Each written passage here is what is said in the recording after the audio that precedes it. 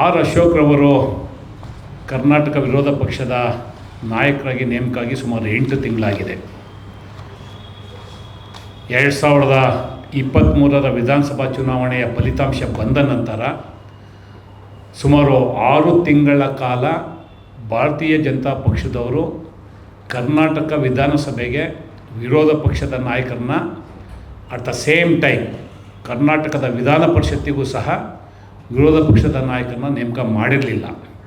ಈ ಮಾತನ್ನು ಏನಕ್ಕೆ ಕೇಳ್ತೀನಿ ಅಂದರೆ, ಒಂದು ರಾಷ್ಟ್ರೀಯ ಪಕ್ಷವಾಗಿ ಭಾರತೀಯ ಜನತಾ ಪಕ್ಷ ಇವತ್ತು ಎಂತಹ ಗೊಂದಲದಲ್ಲಿದ್ದಾರೆ ಅಂದರೆ, ಸ್ವಾಭಾವಿಕವಾಗಿ ಕರ್ನಾಟಕ ರಾಜ್ಯದ ವಿಧಾನಸಭೆಗೆ ತನ್ನದೇ ಆದಂಥ ಒಂದು ದೊಡ್ಡ ಇತಿಹಾಸ ಇದೆ, ಒಂದು ಪರಂಪರೆ ಇದೆ. ಸನ್ಮಾನ್ಯ ಶಿವಪ್ಪನವರು 1962ರಲ್ಲಿ ಕರ್ನಾಟಕ ವಿಧಾನಸಭೆಯ ಮೊದಲ ವಿರೋಧ ಪಕ್ಷದ ನಾಯಕರಾದಂಥವ್ರು. ಅದಾದ ನಂತರ ಅನೇಕ ಜನ ಮಹನೀಯರು ಇಲ್ಲಿ ಕೆಲಸವನ್ನು ಮಾಡಿದ್ದಾರೆ ವಿರೋಧ ಪಕ್ಷದ ನಾಯಕರಾಗಿ. ಸನ್ಮಾನ್ಯ ದೇವರಾಜ ಅರಸೂರವರು ಇರ್ಬೋದು, ಸನ್ಮಾನ್ಯ ದೇವೇಗೌಡರು ಇರ್ಬೋದು, ಸನ್ಮಾನ್ಯ ಬಂಗಾರಪ್ಪನವರು ಇರ್ಬೋದು, ಸನ್ಮಾನ್ಯ ಸಿದ್ದರಾಮಯ್ಯನವರು ಇರ್ಬೋದು, ಈ ಥರ ಇನ್ಕ್ಲೂಡಿಂಗ್ ಸನ್ಮಾನ್ಯ ಯಡಿಯೂರಪ್ಪನವರು, ಜಗದೀಶ್ ಶೆಟ್ಟರು, ಅನೇಕ ಜನ ಕೆಲಸ ಮಾಡಿದ್ದಾರೆ.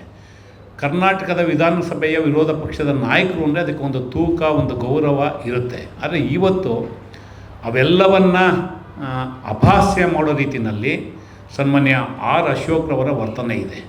ಯಾವತ್ತೂ ಸಹ ಒಬ್ಬ ವಿರೋಧ ಪಕ್ಷದ ನಾಯಕರು ರಾಜ್ಯದ ಹಿತಾಸಕ್ತಿಯ ಪರವಾಗಿ ಕರ್ನಾಟಕದ ಸರ್ಕಾರ ಯಾವುದಿರುತ್ತೆ ಅದರ ವೈಫಲ್ಯಗಳ ಬಗ್ಗೆ ಮಾತಾಡುವಂಥ ಕೆಲಸವನ್ನು ಮಾಡಬೇಕಾಗುತ್ತೆ.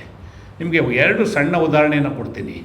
ಕಳೆದ ಒಂದು ವಿಧಾನಸಭಾ ಅಧಿವೇಶನ ಆಗಬೇಕಾದ್ರೆ ಒಬ್ಬ ವಿರೋಧ ಪಕ್ಷದ ನಾಯಕರು ಅಧಿವೇಶನದಲ್ಲಿ ರೇವಣ್ಣವ್ರಿಗೆ ಹೇಳ್ತಾರೆ, ರೇವಣ್ಣವರೇ ಇನ್ನೊಂದು ನಿಂಬೆಹಣ್ಣು ಜಾಸ್ತಿ ತಂದುಬಿಡಿ ಸರ್ಕಾರ ತೆಗೆದುಕೊಳ್ಳೋಣ ಅಂಥೇಳಿ. ಅಂದರೆ ಒಬ್ಬ ವಿರೋಧ ಪಕ್ಷದ ನಾಯಕರು ಎಷ್ಟರ ಮಟ್ಟಿಗೆ ಮಾತಾಡ್ತಾರೆ, ಅವರ ಪರಿಪಕ್ವತೆ, ನಾಯಕತ್ವದ ಲಕ್ಷಣ ಎಲ್ಲಿಗೋಗಿದೆ ಅನ್ನೋದಕ್ಕಷ್ಟೇ ನಾನು ಇದು ಉದಾಹರಣೆಯನ್ನು ಕೊಡ್ತಾ ಇದ್ದೀನಿ. ಸರ್ಕಾರದ ವೈಫಲ್ಯಗಳನ್ನ ಎಳೆಯಾಗಿ ಬಿಡಿಸ್ತಾ ಇದ್ದಂತಹ ವಿರೋಧ ಪಕ್ಷದ ನಾಯಕರಲ್ಲಿದ್ದಾರೆ. ಇವತ್ತು ಆರ್ ಅಶೋಕ್ರವರು ಏನು 1962ರಿಂದ ಇಲ್ಲಿವರೆಗೂ ಆಗಿರ್ತಕ್ಕಂತಹ ಒಂದು ಗೌರವವನ್ನು ಹಾಳು ಮಾಡೋ ನಿಟ್ಟಿನಲ್ಲಿ ಏನು ನಡ್ಕೋತಾ ಇದ್ದಾರೆ, ಅದನ್ನಷ್ಟೇ ನಾನು ತಮ್ಮ ಮೂಲಕ ಹೇಳೋದಕ್ಕೆ ಇಷ್ಟಪಡ್ತೀನಿ.